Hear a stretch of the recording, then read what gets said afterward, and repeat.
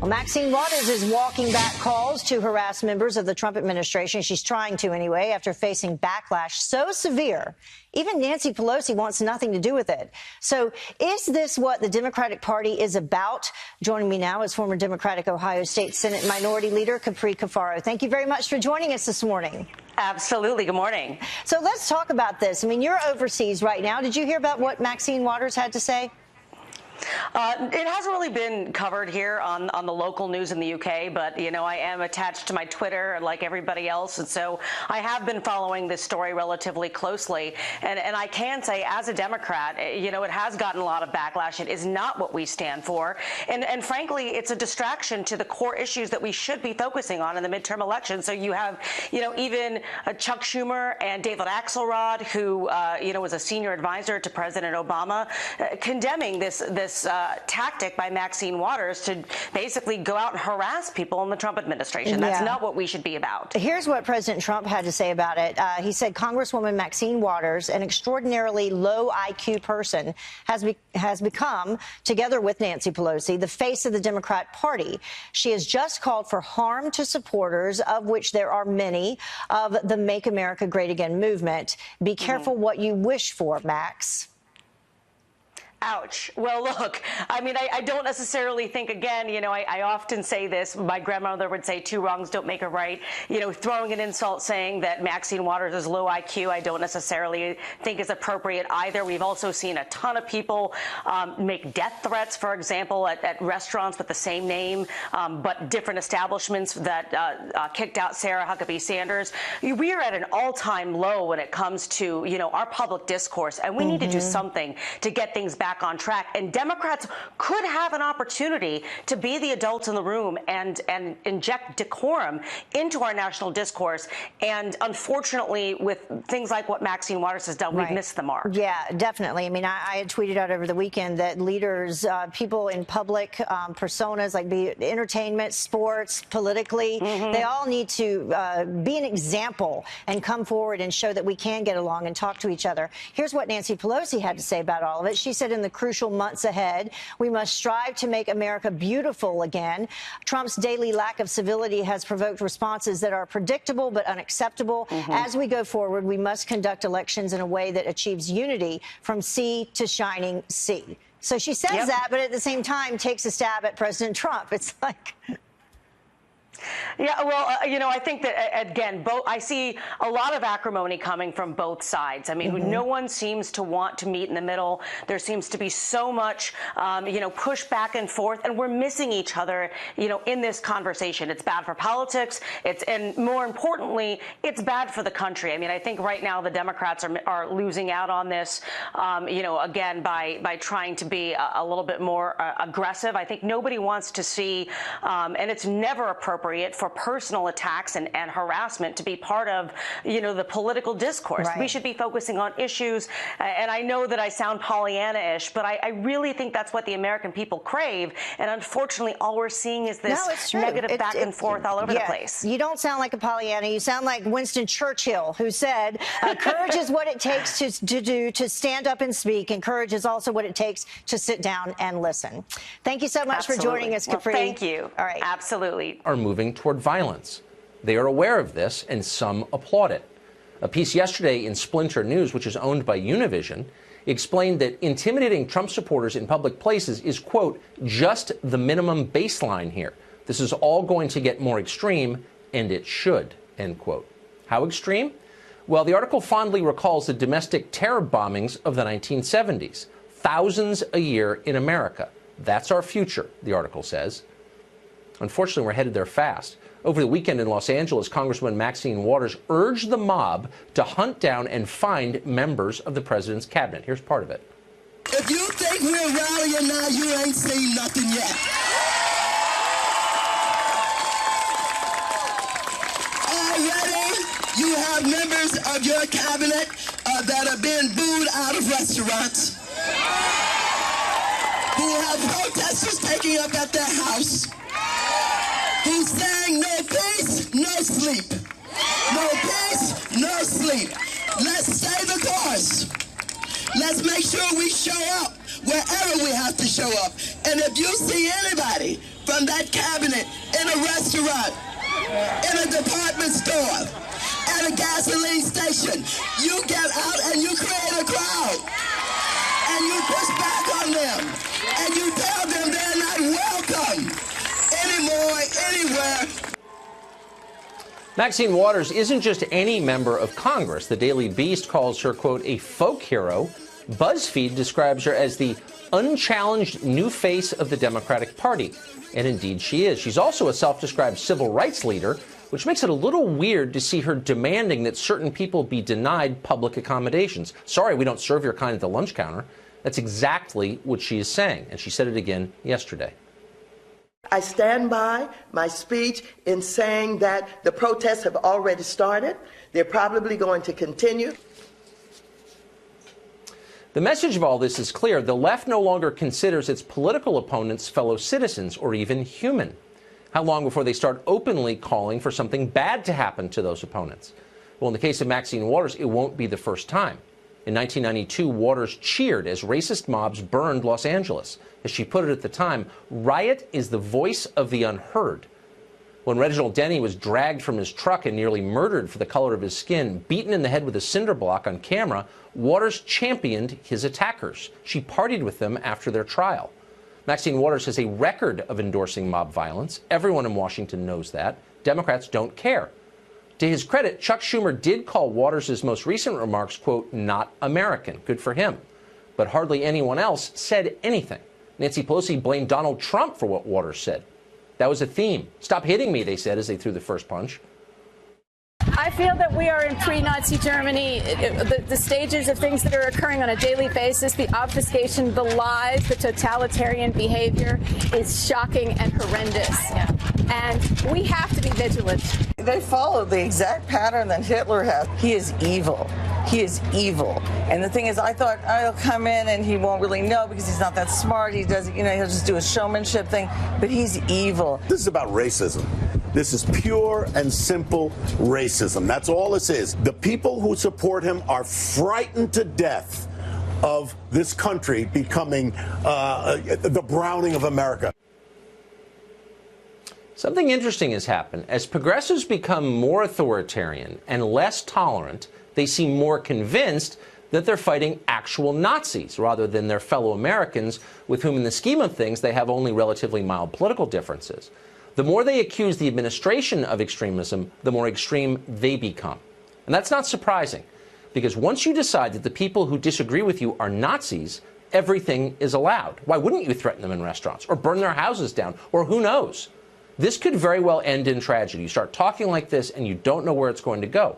Some progressives seem to welcome all that.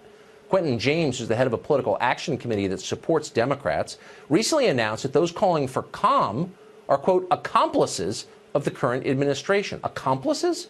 This is the language of total war. It's scary. It has no place in politics. We're heading towards something awful. And the only people who can stop it are the adults on the left. And there are still some. Democratic members of Congress, entertainment figures, religious leaders, media chieftains like Jeff Zucker at CNN or Andy Lack at NBC. They're silent now, cowering and complicit in all of this, but the country badly needs them to cool the rhetoric and rein in the mob. No more Nazi talk on their TV channels. No more screaming at people in restaurants. There's a point of no return, and we are approaching it, and we need their help to pull back. Let's bring in Ben Shapiro, editor-in-chief of the Daily Wire, syndicated columnist, host of the Ben Shapiro Show. Ben, are you shocked we got to this point? Not at all. I mean, I think that this has been going on for at least a couple of years here. It started on college campuses, obviously. We've seen it at rallies during the last election cycle. Remember, there was a rally for President Trump in Chicago that was shut down due to tactics like this. I don't find any of this particularly shocking. I guess I'm just shocked by how much of the mainstream left has decided to endorse it. I mean, there have been Democratic leaders who have said that these sort of tactics are unacceptable, but I'm not sure they're not being outflanked by their radical base at this point. Has this ever happened to you? What happened to all of these individuals? Or Pam Bondi? My gosh, they got up in her face. I know that there have been protesters when you speak at schools, but has anything like that happened when you're out at a restaurant or a movie theater? No, thank God. This is one of the benefits of keeping kosher. When I go to kosher restaurants, I'm generally pretty popular. So, what about this? There are a number of major newspapers today, the New York Daily News, the LA Times. They're talking about how this could backfire. LA Times writes, resist too far. Pelosi tries to tamp down progressives' public shaming of Trump officials. And she's not the only one. Chuck Schumer essentially came out and said, hey, stop. Yeah, and the problem, though, is that you have people like Simone Sanders on CNN yesterday saying that it is a part of white privilege to call for civility, and she's not the only one saying that. You saw John Legend yesterday do the same thing on Twitter, where he suggested that calling people out in public places, destroying their ability to have dinner, standing outside their home, and this is all stuff that should happen if you disagree with the policy enough. And this is why I say I think that Nancy Pelosi and Chuck Schumer may be representing something good on this particular issue, but their base is not particularly interested in what they have to say, or at least large segments of the base. Hey, Ben, you know what my worry is? My worry is the natural response is to do the same thing back to the other side. And then Republican activists are going to be disturbing other people in other restaurants and at movie theaters and at the park. And then the families are more than likely involved because that's what they do. They find out where you live. I don't want Republicans to mimic this. I mean, isolate these incidents and stop them. I think it's got to be a huge national awareness, not a response. I totally agree with that. And I think this is one of the big problems that we have in our politics right now is everybody assumes that they're being victimized and therefore their reaction is okay. So I wouldn't be surprised if some folks on the right see this as permission to go do this to folks on the left. I think that a lot of folks on the left see this whole tactic as a response to President Trump being rude at rallies and such. And the problem is once you see yourself as a victim, I mean, psychological studies are pretty clear on this. Once you see yourself as a victim, you're far more likely to see yourself as someone who's capable of victimizing others. It's okay to victimize others because you're just responding. But once you feel like you're responding, it gives you a lot more moral credence to go out and do something bad to somebody else. I think that's what the left is feeling today. California Democrat Maxine Waters encouraging her supporters to target members of the Trump cabinet, saying, quote, they're not going to be able to go to a restaurant. They're not going to be able to stop at a gas station. They're not going to be able to shop at a department store. The people are going to turn on them. They're going to protest. They're going to absolutely harass them. Majority Leader Kevin McCarthy was here earlier, slamming Waters' action as irresponsible. This is very dangerous. She should apologize to the American public. The idea, we have to have civility. I can disagree with somebody philosophically, but to personally attack, to remove somebody and not serve them? What's interesting to me, the people who claim tolerance seem to be the most intolerant in this process. I have friends on the other side of the aisle that we philosophically disagree. We have debates about our philosophy different, but we'll sit down, have dinner together, have a cup of coffee together or whatever. We need civility in this country, but the idea that you're asking people to go forward, that becomes very dangerous, and it becomes a risk inside our country as well. Strong words there. Let's bring in Ari Fleischer, former White House press secretary under George W. Bush and a Fox News contributor. Ari, thank you for coming on this morning. I'm sure you've got something to say about all this. Your thoughts? Oh, this is just awful. You know, it's why people are just so soured on politics, and the politicians just keep making the souring get even worse. Look, obviously what Maxine Waters said is beyond the pale, and really the next move is the Democratic colleagues. If she starts to feel the heat from Democrats in the House who tell her publicly she went too far and she should take it back, that's how you start to fix these things. And I do note Nancy Pelosi in the last half hour did put out a tweet that was mildly critical of Maxine Waters. She said in her tweet that what Maxine Waters said was unacceptable. All the Democrats need to say the same message to Maxine Waters. But will they? You heard Kevin McCarthy earlier on this program saying Nancy Pelosi needs to step up and say something to Waters. Will she? Well, she just did. That was my point. And Nancy Pelosi just tweeted in the last half hour about Maxine Waters' statement being unacceptable. Look, it doesn't matter what we Republicans say. It matters what the Democrats say. Maxine Waters won't listen to any Republican. But when somebody goes that far, you really need the family, the people that she's closest to, in this case, the Democrat caucus, to send Maxine Waters the public message. And reporters need to ask all the Democrats. They need to ask the deputy whip, all the leadership in the Democrat caucus, do you stand with Maxine Waters? What's your message to Maxine Waters? That's how you change political behavior, through the pressure of the media when the media thinks somebody went too far. I'm not sure that's going to happen with Maxine Waters. Maybe it went too far, and it will. So I'll tell you what you did. Let me make one other point here, too. Donald Trump does deserve some of the responsibility for the public tone. In the campaign, when candidate Trump talked about if there were Democrats at his rallies and they were protesting him, and he urged his supporters to take them out and he'll pay their legal bills, implying that it's okay to do violence. This is all a part of the uncivil nature of our debate today. And I'd go so far as to say people need to stop saying lock her up about Hillary. When you start to threaten prison, when you say these things, you know, we're all setting the tone. It all needs to stop. Civility is important in public life. What Maxine Waters did is awful, but everybody who engages in any level of it, we all ought to stop it. I want to make sure that I do get that in there because you did hear from the Republican leader McCarthy calling on Pelosi to say something. It happened in this hour, and she retweeted a headline of Maxine Waters encouraging her supporters to harass Trump cabinet members.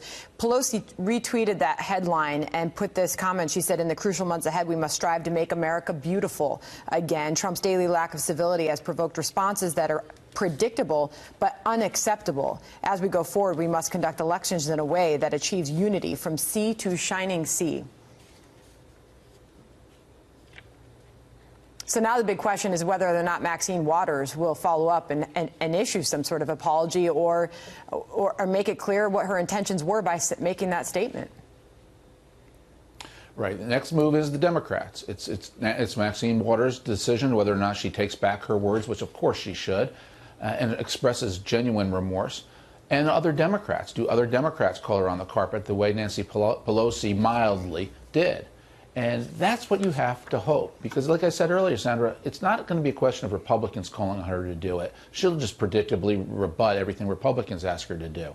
If she recognizes she went too far because her closest colleagues are all saying it, that has impact. And that's how you get to change behavior. I've done it when Donald Trump has gone too far. The Democrats need to do it now that Maxine Waters has gone too far.